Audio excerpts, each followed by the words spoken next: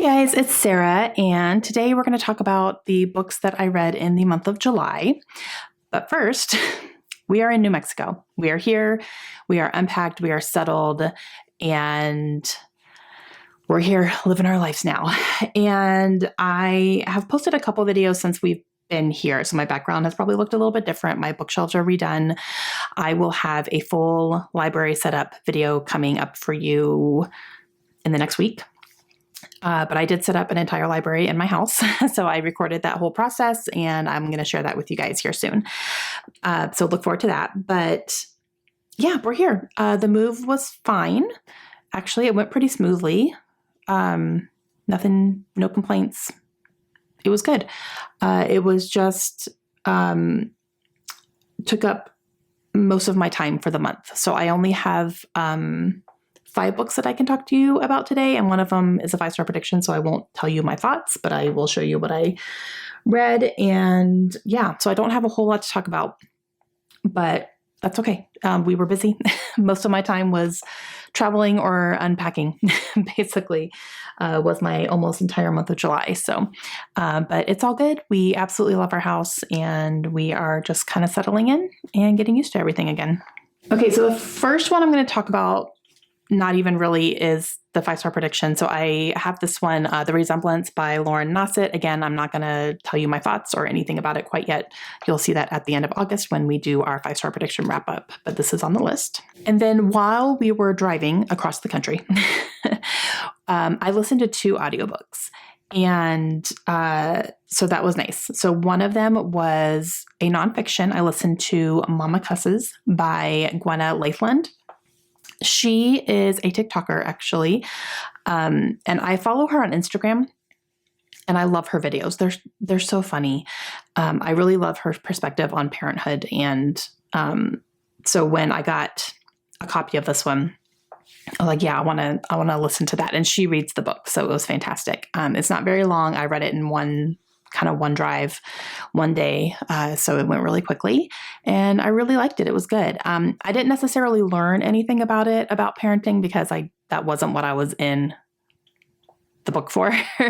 Don't really need any of that, but it was very entertaining and I was laughing quite a bit actually, especially some of the names she came up with for her children, like nicknames. It's very funny. But I enjoy her content and I enjoyed her book as well. And I give that one 4 stars. And then the other one that I listened to was The Guncle Abroad by Stephen Rowley, and he actually narrates the audiobook as well. And this is book number 2 after The Guncle. So this is following Patrick again. He is called Gup, Gay Uncle Patrick. And he is reunited with his niece and nephew for certain reasons, and they have gone abroad. And yeah, it was good. I liked the setting, definitely, because it's set in Italy. And that's like my ultimate place I want to go visit at some point after we retire. We'll do some traveling. But that's like my ultimate, if I could go anywhere in the world, I would go to Italy. And I liked that part.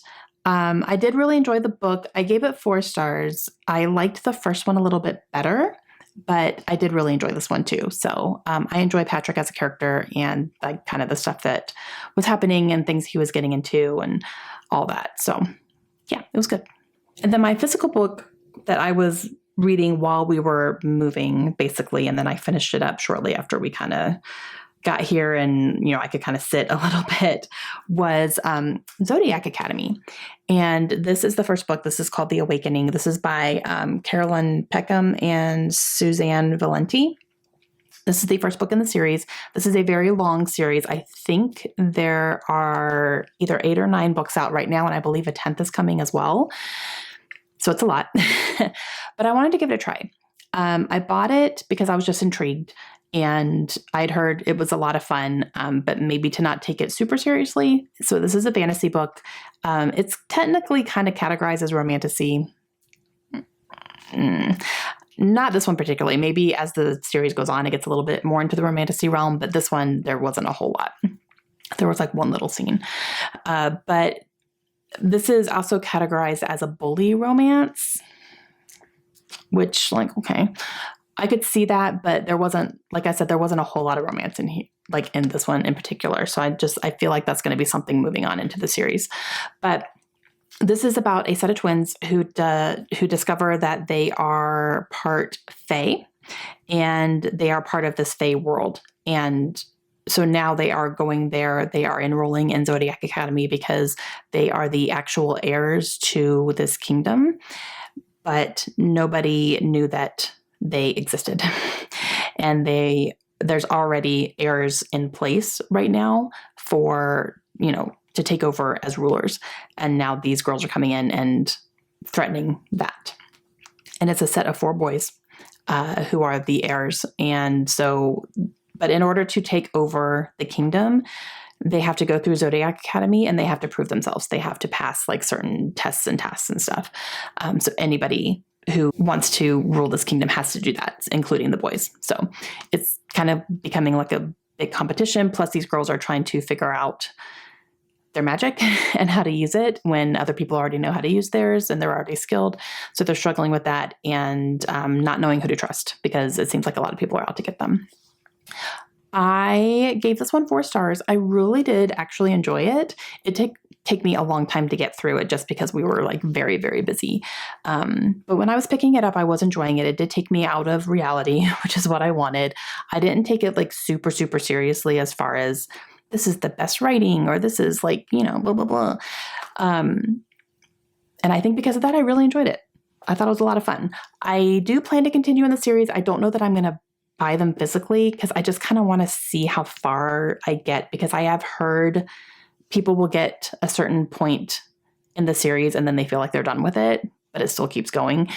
So I just kind of want to see if I get to that point. So I do plan to read book number 2, but I will read it on my Kindle. It is available on Kindle Unlimited. So I'm going to do that and just kind of see how it goes. And then eventually, if I feel like I want to buy the series, I can just, buy it at another time. But yeah, so I did really enjoy it though. It was good. And then the last one that I ended up reading was Layla by Colleen Hoover. And this is one that I listened to. It was narrated by Brian Polino. And this one was one that I read because it was part of my So Excited picks.